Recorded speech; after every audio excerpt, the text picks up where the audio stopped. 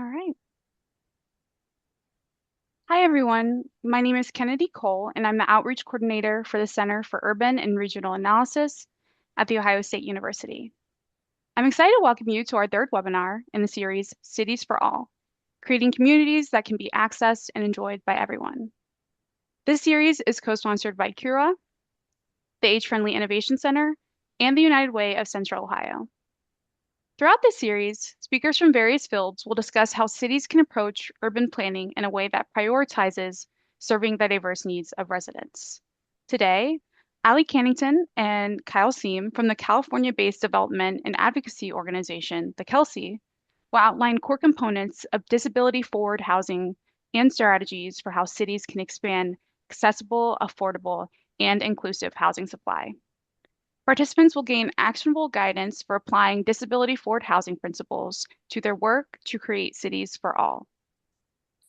Before we introduce Allie and Kyle, I want to mention a few logistical items. If you require closed captioning today, you will find a box at the bottom of the screen labeled with CC. Click the box and select Show Subtitles. This will allow you to view subtitles during the presentation. During the webinar, feel free to submit questions at any time using the Q&A box. We will ask as many of your questions as we can in the last portion of the presentation, and if we don't get to your question, apologies in advance. Chat has been disabled, so please use the Q&A if you have any information to share with the organizers. As you may have seen on our website, this event is approved for 1 AICP CM credit. To claim your CM credits, log into your My APA account on the APA website and enter the event into your online CM event log. There will be a brief survey at the end of the webinar. If you have time, we encourage you to provide your feedback to improve these events. If you have any additional questions following the event, don't hesitate to email cura@osu.edu. To learn more about Cura's future events or sign up for our monthly newsletter, visit cura.osu.edu. You can learn more about the Age-Friendly Innovation Center at agefriendly.osu.edu and the United Way of Central Ohio at liveunitedcentralohio.org. Now, I'd like to turn things over to Harvey Miller, Director of the Center for Urban Regional Analysis, who will introduce our speakers. Okay, thank you very much, Kennedy, and thank you all for joining us today. This is the latest, as Kennedy mentioned, latest in our series on Cities for All, designing cities that can be enjoyed by everyone. And today we'll hear from two members of the Kelsey. The Kelsey is a development and advocacy organization whose work in affordable housing falls at the intersection of disability justice and trauma-informed design. As they describe on our website, the organization engages with the disabled community to design affordable housing that is accessible and meets the need of people with disabilities. Allie Cannington is the managing director. Allie leads the Kelsey's policy and advocacy efforts to advance disability-forward housing solutions at the state and federal levels. Across all policy change efforts, Allie works to ensure that the change we create is co-led by diverse and multiply marginalized disabled people. Within and outside the Kelsey, Allie's work is ultimately dedicated to unveiling everyone's proximity to disability and fueling justice movements that are intersectional, sustainable, and intergenerational. And we also are joined today by Kyle Seam. Kyle Seam is the Kelsey's Inclusive Design Manager and is proud to be part of the Kelsey's mission to create a disability-forward housing future. Kyle spent 5 years working as an architectural designer with a specialty in inclusive design and is committed to creating inclusive spaces for everyone to share and enjoy. So now Allie and Kyle will give their presentation, and the floor is yours, please. Thank you so much, Harvey and Kennedy, and all of the amazing hosts for having us today. My name is Allie Cannington, as you just heard, and you'll be hearing from me first before I pass it over to my colleague Kyle to provide a brief visual description. I am a white person with short curly hair, big roundish glasses, and a gray and white collared shirt. And I just have a pretty plain white background with a window in the back. So today they already told you what we're going to be spending our time on. And Kyle, why don't you go to the first slide? So just to give you a sense of how today is going to go, we're going to break down understanding the need for what we call disability forward housing, the solutions, broadly based. Then we're going to spotlight what we mean by inclusive design. We're going to highlight some cities across the country that are advancing inclusive design. And then we're going to explore a sampling of other actions cities can take to create more affordable, accessible, and inclusive housing for all. Next slide. So you heard a little bit about the Kelsey. That I wanted to share that, the Kelsey is a national organization. Yes, we have our headquarters in California, but we work across the country. And we both develop housing that is disability forward, accessible, inclusive, and affordable. You'll hear about what we mean by those statements in a moment, and there's a little bit on this slide as well. But while we create the housing on the ground, we are also changing systems and changing policies so that disability forward housing becomes the norm across the country. We do this through advocacy and field building initiatives, as well as providing technical assistance to organizations and local state governments to fill that gap that is often the case across the country, that people with all different types of disabilities have less access to housing that meets our needs. I also come to this work as someone with disabilities and have been organizing in the disability rights movement for over 13 years, and throughout all of my experiences across the country, including across Ohio, disabled people, regardless their background or other lived experience, housing is always the top issue impacting their lives. And so coming to the Kelsey and spending a morning with all of you is a reminder that we are here to build bridges across housing and disability and services in order to create the cities where everyone can thrive. You can go to the next slide, Kyle. Thank you. So understanding the need. And as you go to the next slide, the Kelsey, there's a lot of different ways that you can understand kind of the housing crisis and how it impacts people with disabilities. But one of the ways that we break it down at the Kelsey is, first and foremost, we are there are over 70 million of us adults with disabilities across the country. So this isn't even including older adults who are disproportionately also living with disabilities. That's an even larger population. But there are 70 million adults with disabilities in the US, and all of us in some way, shape, or form are disproportionately impacted by the housing crisis. And we face barriers of cost, access, discrimination, and supply. So in the area of cost, people with disabilities are twice as likely to live in poverty in this country. There's also about 4 million disabled people across the country who rely on SSI as their sole source of income. And there is no there's no market in the country where someone who receives SSI can afford rent. There's also barriers of access. Still less than 6% of our housing market is accessible to people with disabilities. That's particularly taking into account mobility and sensory disabilities, which is only a subset of the needs of the diverse disability population. There's also barriers to belonging and acceptance in our housing policies and in the ability to rent or own a home. Year after year, discrimination based on disability is the highest rated, the highest proportion of discrimination that is reported to federal and other agencies.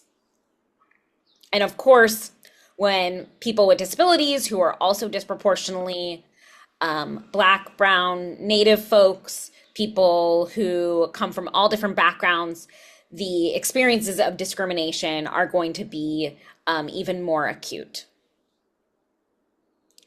And then there's just a barrier of supportive housing supply. So housing supply that is ready and willing to welcome and support folks to live in their own homes who may need support in their own homes and in the community.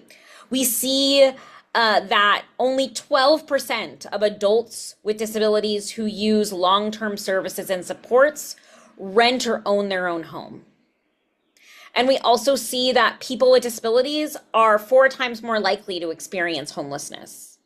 And again, a part of that is because of the lack of housing that is supportive and what we call it the Kelsey service ready, which means that housing is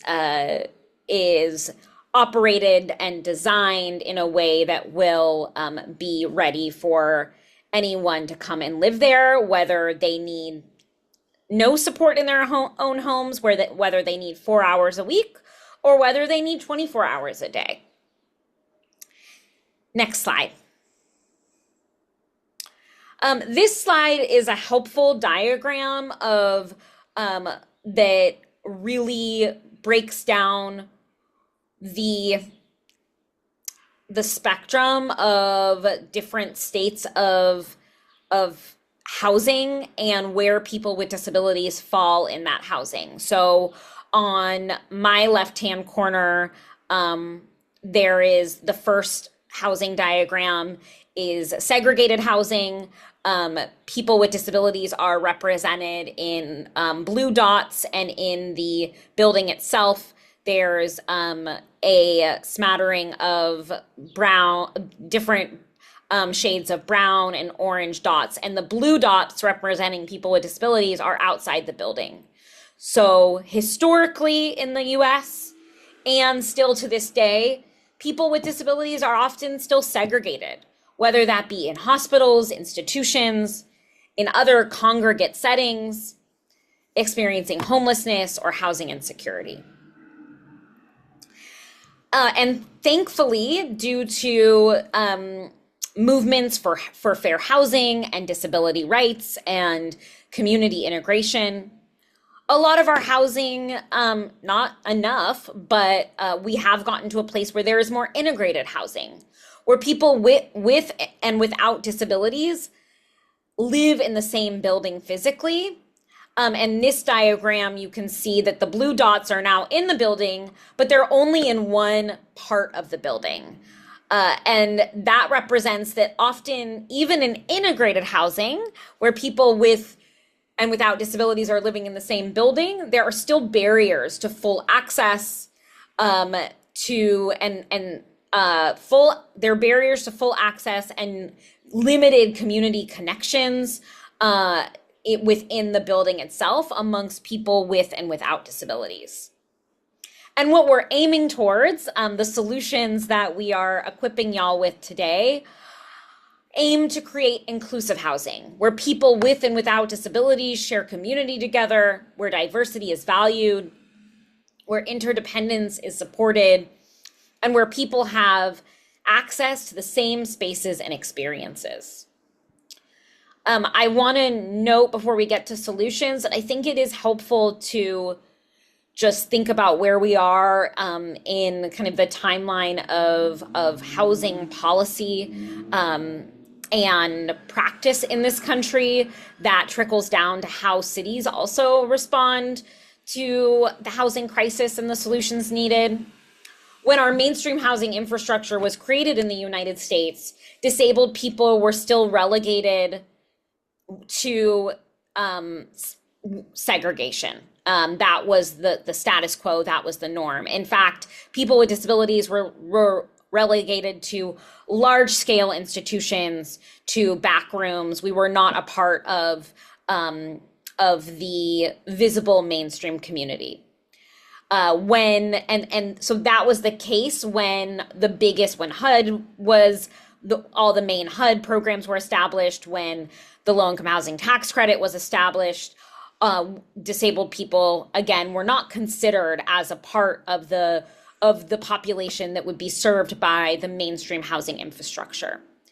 And then thankfully, when laws were passed and Supreme Court decisions were made, like Lois Curtis versus Olmsted, which gave disabled people the right to live in the most integrated settings, there was the U.S. housing infrastructure, as well as kind of our state and local infrastructures, have never truly invested and built the commensurate supply of housing needed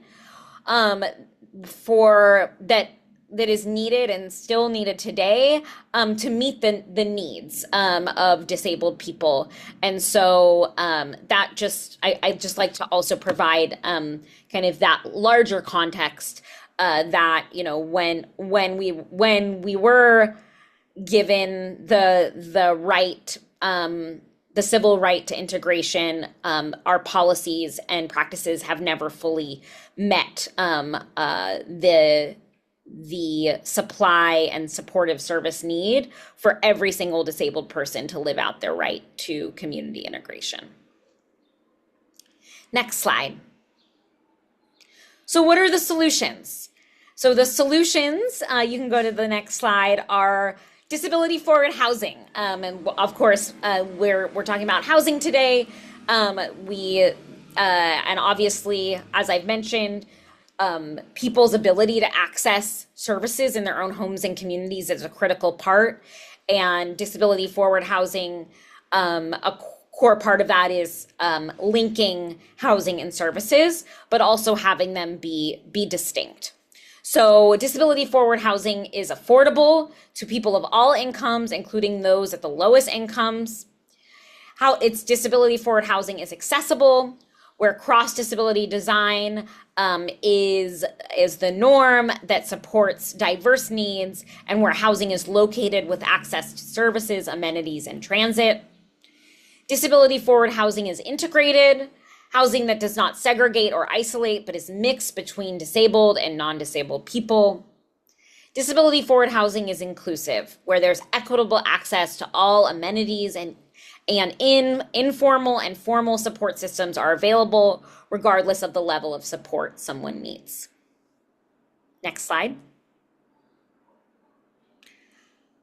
I also like to, we like to illustrate what we call this image of the triangle of community living and community supports.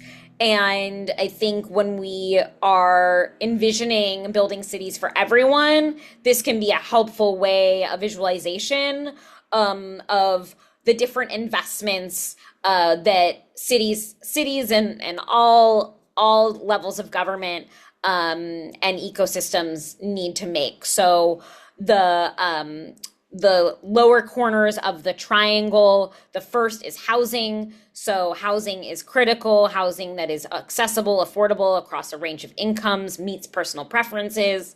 Then the other corner of the lower corner of the triangle connected with a dotted line is supports and services. So including medical services, in-home supports, and other therapies and things designed to meet individual needs.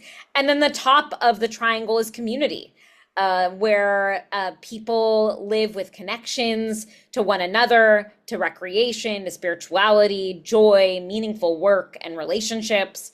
And we really need all of these things to create cities for everyone. Next slide. So I've mentioned this, but the role of cities. So cities are both at the front line of the housing crisis and at the front line of solutions. This photo is a photo of the Kelsey Civic Center, which is one of our disability forward housing communities at in San Francisco. It is right across the street from City Hall, and I don't think there's a better image to show the proximity of the importance of city government creating disability forward housing. And the city of San Francisco was essential in both the development of the Kelsey Civic Center, as well as its continued operation, and how the Kelsey Civic Center is a possibility model for what can happen across the city, both in actual housing that gets built, but also the policies introducing and advancing disability forward policies that enable different parts of the affordability, accessibility, and inclusivity principles that we've shared. So, I wanted to highlight just a few big picture things here that cities can do. So obviously, cities can fund tenant and project-based housing assistance for extremely low-income people with disabilities. Cities can require and incentivize inclusive design for housing-related programming and funding. And then cities can coordinate, invest in coordination across housing and services, both financially invest, but also administratively. The Kelsey often thinks about, how do we build a table where people who don't usually talk to each other, departments that you don't usually talk to each other, come together to understand the particular needs of people with diverse disabilities in a city, and then be able to create lines of communication and policy and program changes to enable more housing opportunities for people with disabilities. And so cities can help build policy and program tables across housing and services, people with lived experiences, developers, designers, and as those tables are built and relationships are made that lead to policy and program changes, cities can get a deeper understanding of the experiences of people with disabilities and their families in the city, and where people with disabilities are being met by the current systems and where they are not. So I'll just give an example that often a huge important anchor to a housing ecosystem is often a continuum of care, right? And hopefully you don't hear the big truck behind me, but if you do, I apologize. I'm gonna give it a moment. So the beauty of city life, right? The continuum of care is a critical program in jurisdictions across the country, and a COC serves people who are experiencing homelessness, and many of those people are people with disabilities. But what we learn, and of course there are particularities in each city, is that there are groups of people with disabilities that don't ever reach the continuum of care because they are stuck in institutions, they are in unstable housing situations with aging parents. And so how do we, as an example, how would a city address making sure that those people with disabilities who don't reach the continuum of care still have access to the housing programs and housing related services in the city? Before I pass it to my colleague Kyle, I just want to say that today is just a sampling of what cities can do. There's going to be unfinished business today. So let this be an invitation for you on how you can start to embed disability forward housing solutions into your work. And know that the Kelsey is here to continue to be in dialogue with you provide resources to you, and be on this journey with you. So we're going to spotlight now the role of inclusive design, and I'll pass it to my colleague Kyle. Thanks, Allie. This is Kyle speaking. I'll do a quick visual description. I'm a white presenting woman with long red hair and glasses. I'm wearing a black sweater, and I'm currently in my home office with a slightly messy desk and a painting of a monk meditating in a yellow forest behind me. So let's talk a little bit about inclusive design and the inclusive design standards. Inclusive design is a methodology that creates products, services, and environments that are usable by the widest range of people rather than using a one-size-fits-all approach. In housing, inclusive design creates environments that are usable by people with diverse needs, abilities, and backgrounds. It removes unnecessary barriers and enhances the experience for all users by fostering a sense of belonging and inclusion. At the Kelsey, we strive to implement inclusive design in our own projects and with our partners around the country. And the primary way that we do this is by utilizing a tool called the Inclusive Design Standards. The Inclusive Design Standards were developed in 2021 by the Kelsey in partnership with Mikiton Architecture and the Inclusive Design Council, which is a group of 10 consultants with disabilities from across the country working at the intersection of design, advocacy, architecture, and planning. During the development of our second community, the Kelsey Civic Center, which we just showed, the development team realized that there were a lot of really important design lessons that were learned during the development of our first community. And rather than continually recreating standards, the idea of a manual or handbook documenting these lessons was floated, and it eventually led to the creation of the inclusive design standards.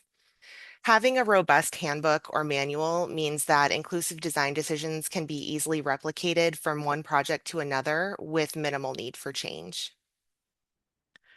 So what exactly are the inclusive design standards? Well, they're a collection of over 300 recommendations or elements, as we call them, that reflect design choices, building features, development strategies, or operational policies that support accessibility and inclusion. There are three examples on this slide that align with different phases of the design process, whether it's including people with disabilities on the project team, having strong architectural landmarks denoting a building's entrance, or installing dual handrails on stairs and ramps in a building. Each element in this handbook thoughtfully lays out different options to help create more inclusive environments. It is important to note that the inclusive design standards are not code requirements, but they are designed to work alongside federal, local, and funding specific design requirements. They're not a replacement for engaging people with lived experience within the local community, but they do include strategies for doing so. And while they're substantial and well vetted, they're never considered complete. The second edition is currently in the works and will be released later this year. We continue to create new tools to support their use, and we'll continue to update the inclusive design standards as we learn and as things change over time. So, choices made throughout a project's development inherently impact access and inclusion. And the elements within the inclusive design standards are spread across 6 different categories, spanning the entire life cycle of a project. Each category outlines when an element should be implemented in the process, and each of these categories falls under one of 3 overarching themes: process, location, or the building itself. Under process, we have the design process, which might include focus groups or community outreach during design development, or earlier or later.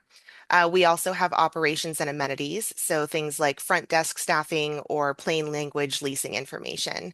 So basically, what happens before a project is built and then after it's up and running. Under location, we have the site category, which includes things like green space, distance from important amenities like pharmacies or grocery stores, or exterior wayfinding. And then under building, we have the building components, so things like siding, windows, mechanical systems, a door. We also have interior spaces. This is communal areas within the building, so things like lobbies, meeting rooms, or corridors. And then finally, my favorite area, dwelling units, which is where our residents are going to spend the majority of their time. And this category includes things like refrigerator location, removable base cabinets in adaptable units, and no step entry thresholds. Now, Allie mentioned earlier that we're a cross-disability organization, meaning we focus more on access needs rather than specific diagnoses. And the inclusive design standards follow this ethos, and each element within the handbook identifies the different access needs associated with the element. The access needs categories, which are referred to as impact areas in the inclusive design standards, are mobility and height, hearing and acoustics, vision, health and wellness, cognitive access, and support needs. So let's take a look at each of those. So if we look at mobility and height, this category might include people who use mobility devices, people who have a limited range of motion or dexterity, or people who are short of stature.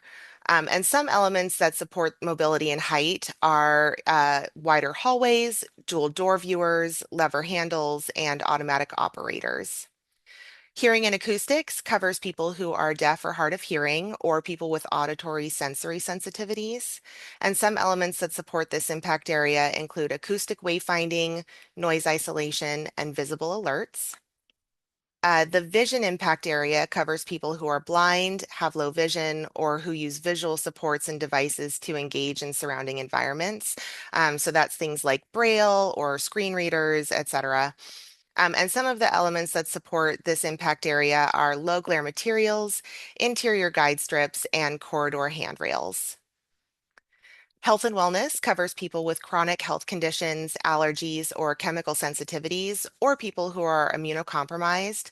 And elements under this impact area include low and no VOC materials, filtration systems, and easy to use window controls. Cognitive access covers people who process information differently. So this includes neurodivergent folks like myself, as well as people who have different communication needs. So perhaps they speak a different language or they're unable to read. And then also people who have memory-related disabilities. Some elements that support cognitive access are induction cooktops and enhanced wayfinding. So that's signs that have both words and images or distinct colors for different floors of a building. And then finally, we have support needs, which covers people who use support services in their own home or community. So that's things like nursing and health aides, therapy, and can also include people using in-home family support for mobility assistance, for example. Some elements that support this group are adult changing rooms, lift mechanisms, or service provider gap support.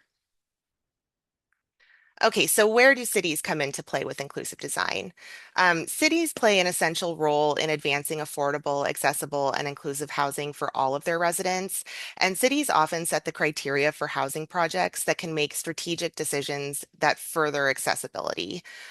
There are several cities that have already implemented disability forward strategies, and I'll give you some examples in a couple of slides. But there are a number of ways that cities can advance inclusive design. First, by incentivizing inclusive design in housing funding criteria, such as notices of funding availability, qualified allocation plans, and requests for proposals. Cities can provide developers and architects with a variety of ways to be more competitive for funding, which in turn leads to better housing for everyone. Cities can also create a set of design or livability standards that set core requirements to enhance quality of life, safety, affordability, and accessibility.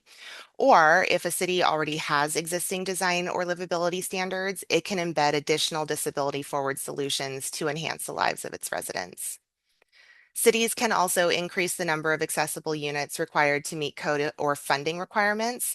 So, for example, in Ohio, affordable housing projects must include at least 5% of units with advanced mobility features, and at least 2% of units need to meet the requirements for auditory and visual communication features. But if cities in Ohio chose to double those numbers to 10% and 4% respectively, it would provide significantly more accessible housing stock and allow more people with disabilities to live in their chosen communities. Cities can also incentivize partnerships with people with disabilities. This could look like requiring focus groups with people with disabilities during the early design phases, or having a person with disabilities on the project team. And my final example on this slide is for cities to require or incentivize hiring a universal or inclusive design consultant to review the project at specific intervals. Having multiple reviews with a consultant ensures a project's accessibility throughout the design process, and it also ensures that critical features aren't cut or value engineered out of the project. Any of these options, if implemented, would advance accessible and inclusive housing design. So let's take a look at some cities that have already implemented disability forward solutions. In San Antonio, Texas, the San Antonio Housing Trust created the multifamily universal design standards using recommendations from the Kelsey and a committee of people with various disabilities to create more accessible housing. The standards cover site design, building components, and dwelling units, and they specify several requirements that make housing more accessible by going beyond baseline code requirements. The the county, Teton County, and the town of Jackson, Wyoming, they already had a set of livability standards whose aim was to provide working families with a viable choice of housing while protecting social diversity and preserving affordability. But the standards lacked robust guidelines around accessibility and inclusion. So in an upcoming iteration, they plan to incorporate elements from the inclusive design standards, adding to their existing requirements so that new builds and rehabs are more disability forward. Washington, D.C.'s Qualified Allocation Plan, or QAP, awards maximum points in the accessible housing category for projects that certify at the silver, gold, or platinum level under the inclusive design standards. They also award additional points for projects in which all units meet the requirements for type A or accessible units, or for projects that include twice the required number of accessible and sensory units under Section 504 of the Rehabilitation Act. So again, that's that doubling of the 5% and 2% requirements. And in San Jose, California, the city's housing department offered extra points in a notice of funding availability, or a NOFA, if project teams committed to doing two things: providing an additional 10% of accessible units beyond the building code minimum, and conducting an inclusive design workshop with people with disabilities to provide feedback and recommendations on building design. So these examples show that cities can advance disability forward housing in multiple ways through standards, incentives, and community engagement while building on their existing policies and goals. And now I'm going to turn it back over to Allie, who will tell you about additional actions cities can take. Thanks so much, Kyle. So the this slide just says disability forward land use, zoning, building code, and design review. So I'll just touch on this briefly. I want to make sure we have enough time for questions. And cities are at all different stages around their land use and zoning decisions. And so, some of the recommendations I'll provide may or may not fit into your context, but still want to lift them up. So there can be disability forward bonuses, for example, local density bonus programs, and or offering FAR bonuses, which is floor area ratio, that in zoning approvals for developments that are disability forward, whether they are reserving a percentage of units for residents who use or who are eligible for home and community-based services, whether they demonstrate partnerships with service providers supporting residents with disabilities, or as Kyle spoke to, maybe they're incorporating inclusive cross disability design features. So exploring where disability forward bonuses can fall into place in zoning approvals. Also, there could be specifically more accessible design bonuses. So adding FAR bonuses for developments that commit to enhance accessibility, whether that be including elevators, ensuring that there are multiple bedroom units, ensuring that 100% of units are adaptable. That means that with nothing more than a screwdriver and a few other tools, that a unit can easily become more accessible as a resident a current tenant's needs change or for future resident needs. There could also be an exploration around how to embed deeper affordability in inclusionary zoning that may be happening in your city. So, for example, could there be an inclusion of units that at 20% AMI, with a potential for scaling the total percentage of inclusionary units required based on the level of affordability? Could you explore population targeting with inclusionary zoning? Maybe there's inclusionary zoning for people who use a particular type of supportive service, like the home and community-based services under Medicaid. Lastly, there is, which Kyle spoke to already, building code and design review. Could there be incentives or requirements for developments to exceed the minimum requirements in building code and design? Next slide. I wanted to also zero in on particularly advancing inclusion for people with disabilities who need supportive services in their own homes.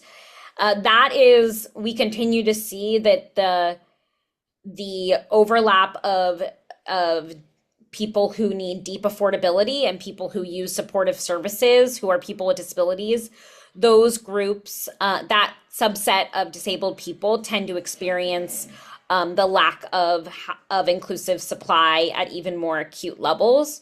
So some of the ways that cities can advance inclusion of these folks include looking at targeting units for people with high support needs. So you can't, because of fair housing, you can't incentivize or require reserving units for people with disabilities generally, but you are allowed to reserve units for people who use a specific service. So that's why I've mentioned several times the opportunity of targeting units for people who use home and community-based services through Medicaid. Kyle mentioned NOFAs. Also, local governments who issue RFPs, requests for proposals, have a deep responsibility to also ensure that public lands are being used to advance a city and housing for everyone. So there could be points embedded in local RFPs to ensure a comprehensive approach for housing that is supportive to people who need supportive services in their own homes. That could include things like a disability forward resident services plan. That could include resident services staffing, a housing support plan, and other disability forward strategies that can be embedded in housing operations. There could be points for developments that have established partnerships with, again, service providers or people with disabilities to also ensure an affirmative lease-up process. I also wanted just to lift up the opportunity for cities to collaborate with public housing authorities. Cities and public housing authorities play distinct but complementary roles in promoting affordable housing. And there is a specific housing choice voucher program called, there's two. One is the mainstream housing voucher, and the other is the non-elderly disabled voucher programs.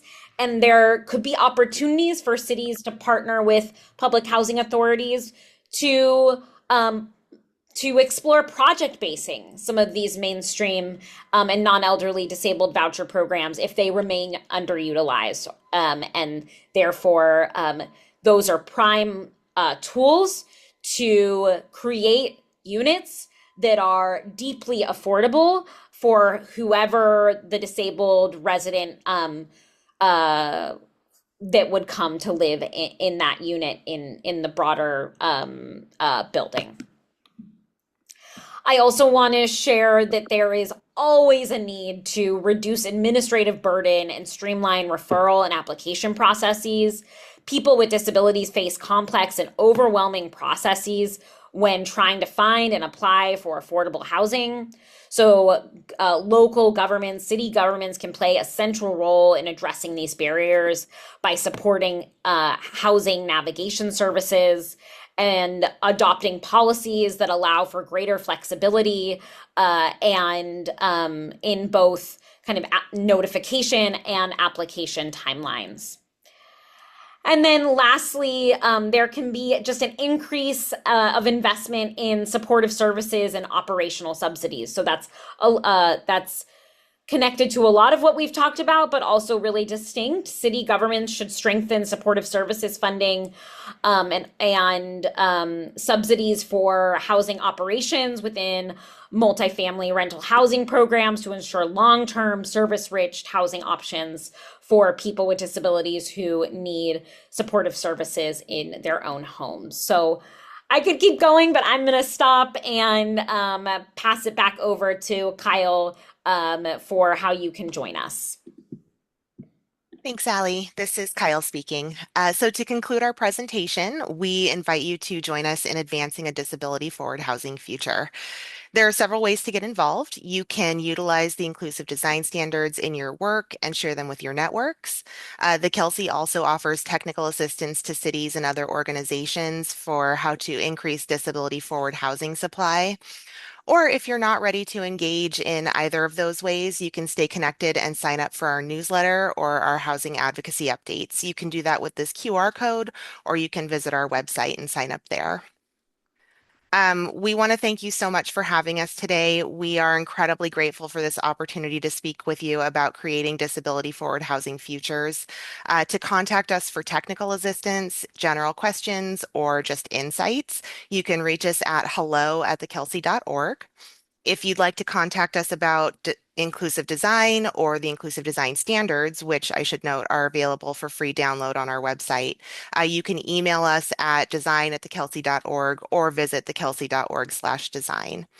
And I'll leave these up here, but I think we're ready to take some questions now. Yes, we are. Thank you so much for that wonderful presentation. Not only how clear you were in discussing these issues, but also just to learn about what the Kelsey's doing and all the ways that people can get involved. So I think this was very useful. We already have some questions in the Q&A, and we're going to jump to that in just a moment. I want to start off with one question. And, you know, a lot of the people in our audience are urban planners. So I want to ask about like the broader context for housing. I know you focus on housing, but I want to talk about the urban context or the community context. One thing is that you mentioned about zoning, and you said something about density bonuses. I'm wondering if you could talk about the role of density in fostering more inclusive communities. Is it just a matter of reducing exclusionary land use restrictions for greater affordability, or are there other co-benefits for inclusivity from denser development patterns? Yeah, that's a great question. I would say it's both and. So, yes, we need to uh, minimize and eliminate,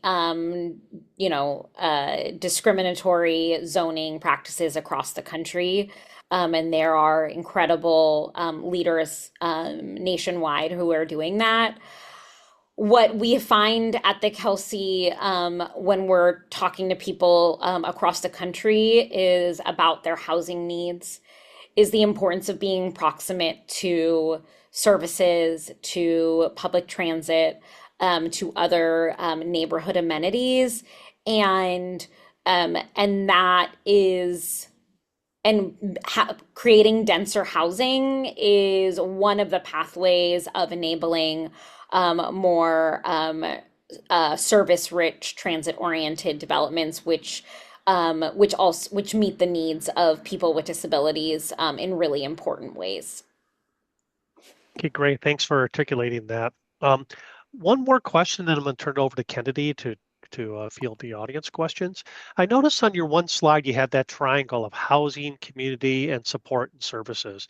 I was wondering about infrastructure, and I'm wondering about that because, well, here in Columbus, I'm talking about two different issues. One is that our sidewalks are in terrible shape here in Columbus. We have an incomplete network. Property owners are responsible for maintaining sidewalks, which means that they're usually in terrible condition even where they exist. And like we had a snowstorm back in January, and our sidewalks were impassable like for a week. I know, so the city is aware of this problem, but it's a huge lift to fix all our sidewalks across the city. But what would you say to the city of Columbus or any city in America that faces this issue with their sidewalks? How effective can inclusive housing be when the surrounding infrastructure is not inclusive? Yeah, I mean, you're asking a critical question, and we I'll share my own insights, and Kyle, if you want to add anything, and also I'd look to my colleagues in the field who are more steeped in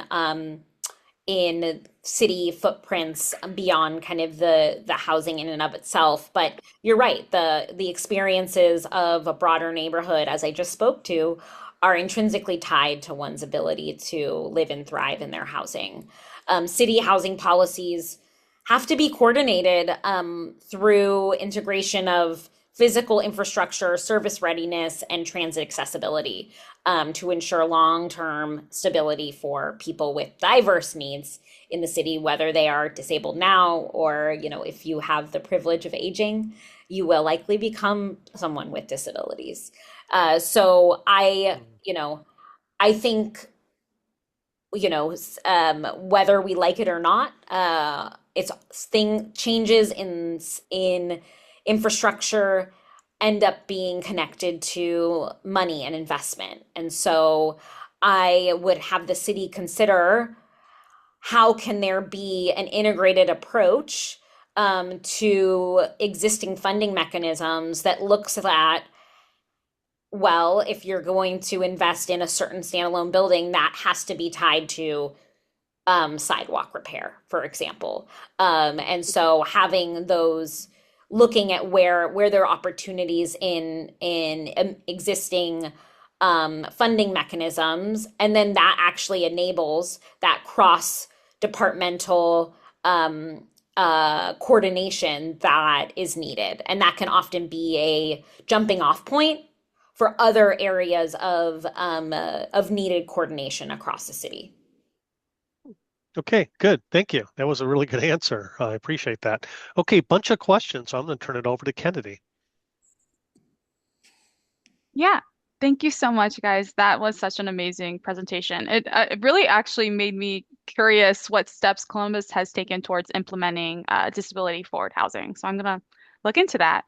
But as Harvey mentioned, we have some great questions, and apologies to those who asked questions. I may not get to all of them. Um, One person asked, I'll read the response. They said, "Thanks so much for a wonderful presentation and the amazing work that the Kelsey does. Can you share more about the key factors or the key actors and actions that led to the development of the Kelsey Civic Center or another similar project like the current project in Birmingham that I see on the Kelsey's website? I'm wondering how these housing projects came to be and how more can be realized in other cities in the US."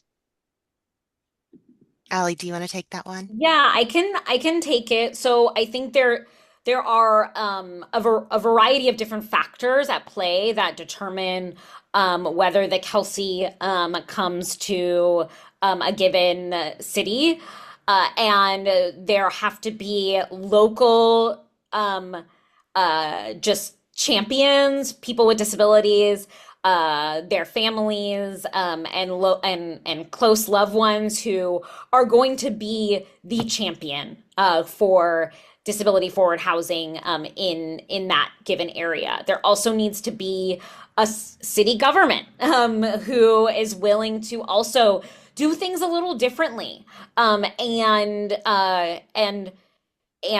expand what is possible. And we'll see. I'll just lift up, for example, in San Francisco. So the Kelsey in all of our communities, we reserve 25% of units for people who are extremely low income with disabilities who need supportive services in their own homes.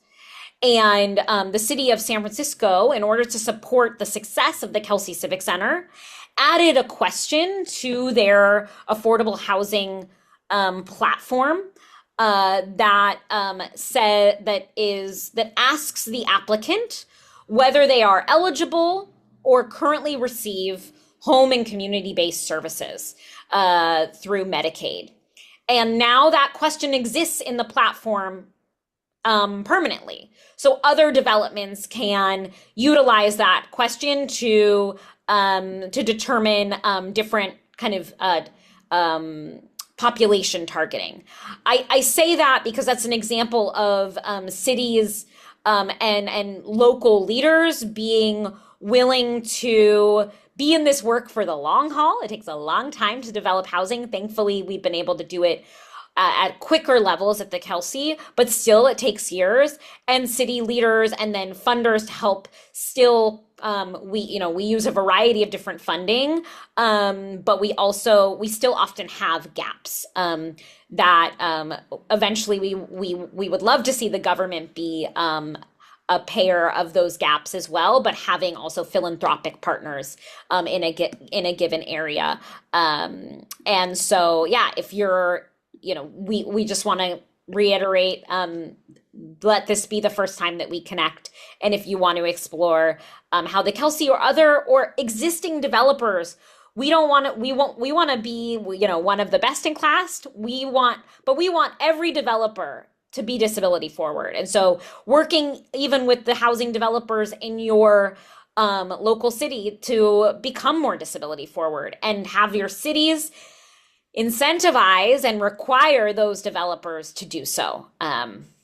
So I'll stop there. Thank you. That was great. Another person asked, they said, do you find that the most positive, inclusive outcomes come from working with specific housing providers, like apartment complexes, or at a higher level, like working with the government to make housing policies more inclusive? Or is it some combination of the two?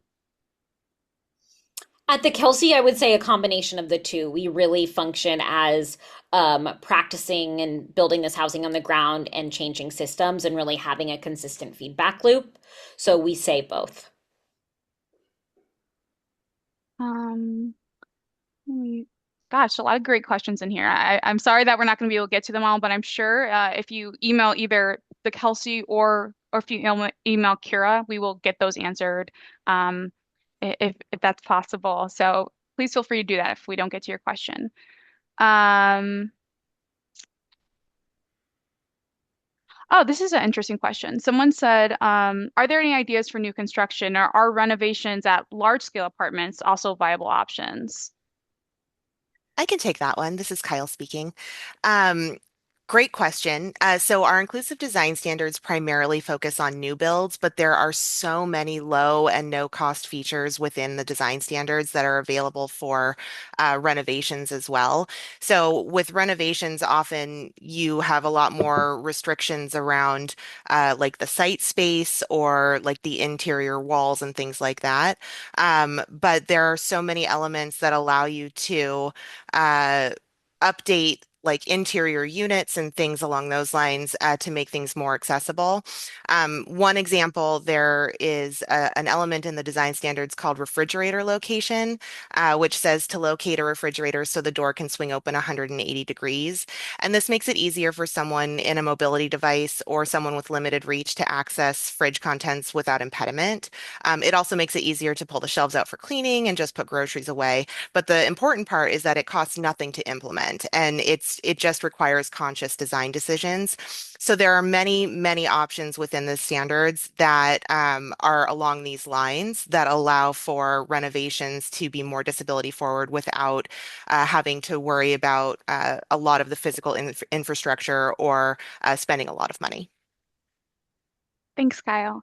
Well, it's 12:58, so I'm gonna hand it over to Harvey to do closing, but thank you so much for such an informative presentation. It was great.